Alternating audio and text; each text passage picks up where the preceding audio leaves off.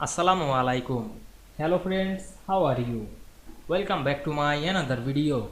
In this video, I am going to show you how to add image watermark on the third page in Microsoft Publisher. Let's get started. Firstly, we have to open a Publisher document. Now we want to add image watermark only from the third page. Go to the third page, click right button on our mouse, select the insert section, then go to the next page and applying the same process.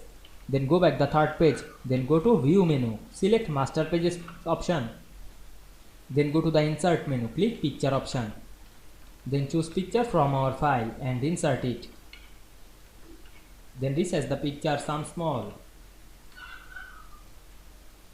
Then go to the format shape option and go to picture section, then increase the transparency, then click OK and go back the master pages menu, click close master page, then go to the first and second page and select this multiple page, press shift on our keyboard and click right button on our mouse, then go to the master pages section, select none, then go to the last page and applying the same process, then check the all page and we can see we insert watermark picture only from the third page very easily.